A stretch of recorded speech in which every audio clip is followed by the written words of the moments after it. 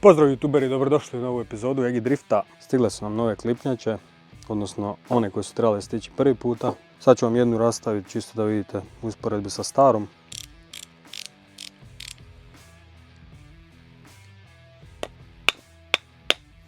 Jer sad možete vidjeti da je ova identična kao i stara, tako da smo ovaj puta dobro prošli. Uzeo sam si ovdje vagicu, iako proizvođač tvrdi da su i klipnjače i klipovi balansirani u gram. Naučili smo u prošlom videu da ne trebamo vjerovati proizvođaču, pa ćemo sve izmjeriti i probati upariti što bliže moguće da svaki par klipnjača i klip budu jednako teški.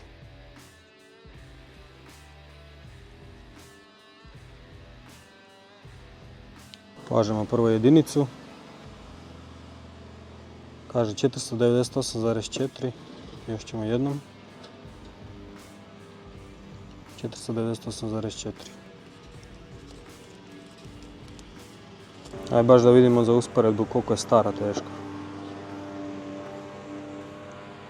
576.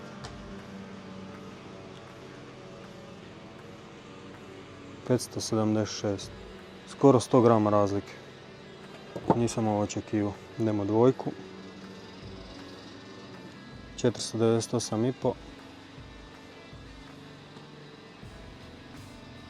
498,5.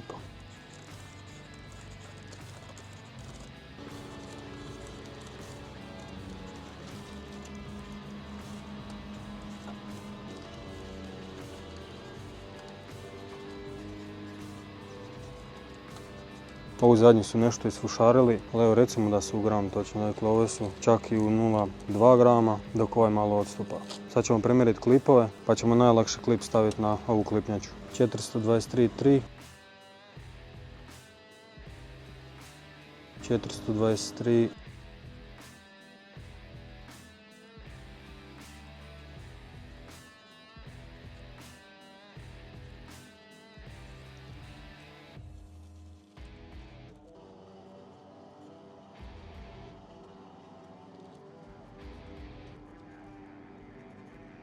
I evo da izvežemo original klip.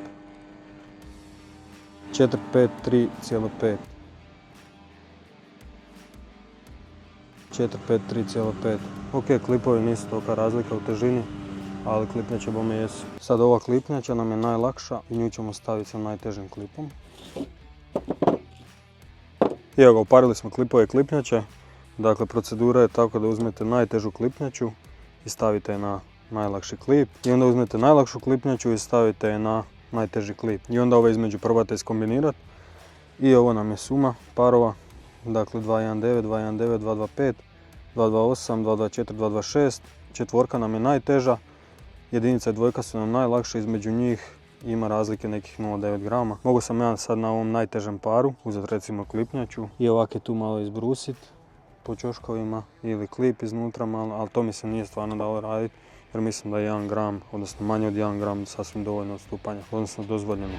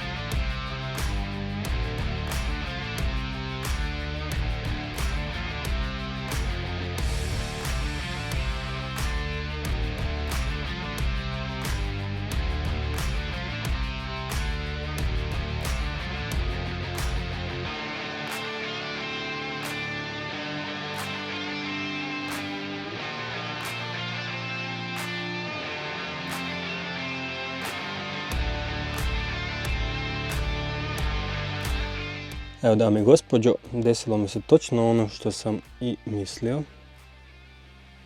Pokidalo mi je lozu u bloku.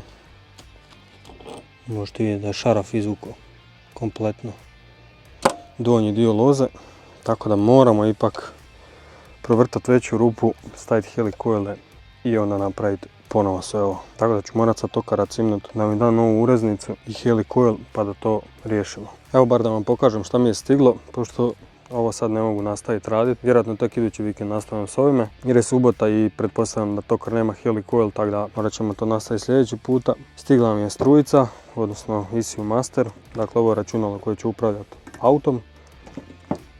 Radit ćemo kompletno sve sami struju, sve relaje ćemo sami spajati, svu senzoriku, ne znam, mislim da mi je sve stiglo, TPS senzor, senzor temperature, još jedan senzor temperature, koje kakvi konektori ovdje, ovo je njihov harness kojeg samo trebaš ubaciti u ovaj konektor, a tu sam ja već nešto testirao, pošto to mogu raditi u zatvorenoj prostoriji. Još kakvi senzori, lambda sonda, uglavnom bit će veselo, eto trebali smo danas ubaciti motor, ali ipak ćemo to idući puta napraviti, a onda ćemo sljedeći puta krenuti sa strujom. Stigli su mi koje kakvi fitinzi za strijeva, goriva i tako dalje, tako da nas čeka još dosta posla za ovo ovdje zvijer.